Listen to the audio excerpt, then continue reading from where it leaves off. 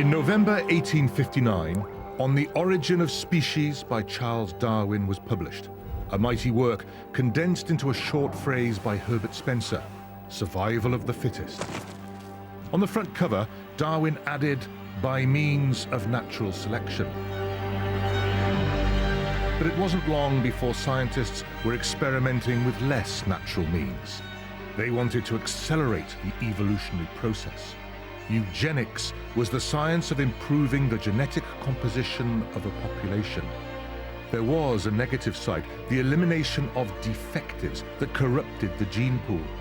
The most distorted manifestation of this science was Nazi Germany. Through eugenics, Adolf Hitler thought he could breed the Aryan race. Through eugenics, those deemed undesirable by the Nazis, the Roma, the promiscuous, communists, homosexuals, the entire Jewish race could be exterminated. Genetic cleansing became genocide. In this room will be discussed and perhaps resolved the vital issues on which the East and West are divided. After the Second World War, the Universal Declaration of Human Rights, adopted by the United Nations, affirmed men and women of full age, without any limitation due to race, nationality, or religion, have the right to marry and to found a family. And that should have been that, the end of the dangerous idea. But two things happened. The first, in fact, had already happened. Back in 1936, at the Berlin Olympic Games, Hitler's supposed showpiece for his Aryan athletes. Making a mockery of Nazi ideology with his achievements was Jesse Owens, winner of 4 gold medals.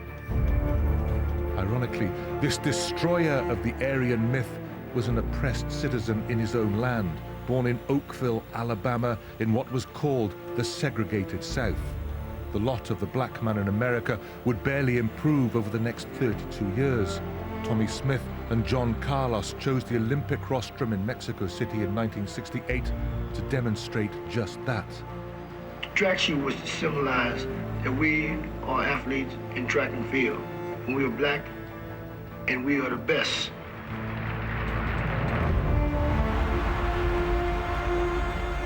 Black power, that's the second thing. For the past 80 years, ever since Eddie Tolan became the first African-American runner to win the 100 meters at the 1932 Los Angeles Games, sprint events have been dominated by black athletes. From Toland and Owens in the 30s to Usain Bolt and Johan Blake right now. There have been white winners, but only one white sprinter has ever run under 10 seconds for the 100 meters, Christophe Lemaitre. And the Frenchman is still a long way behind the Jamaicans. And these black sprinters, even those who have worn the vest of Canada or Britain, just about all of them can trace their ancestry back to West Africa, that is, to slaves. And here we come back to eugenics, the theory of accelerated selection. Who was it that survived being put in shackles, packed into slave ships and taken across the ocean? Who was it that survived the life of forced labor on the cotton and sugar plantations? The fittest. Only the fittest could survive. The latest suggestion in the science of sprinting is that you need the non-mutant version of the alpha-actinin skeletal muscle isoform 3 gene. Who could argue with that? Except, given what has sometimes come out of the laboratory for sprinters, we should perhaps remain a little skeptical. The point is, the scientists are back in the gene pool, fishing. Is it dangerous? Do we know where it will lead? Gene doping is the next great fear among people who are trying to keep sport clean.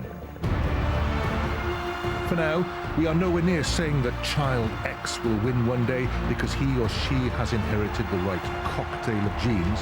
For the moment, we are as unpredictable and full of mystery as ever.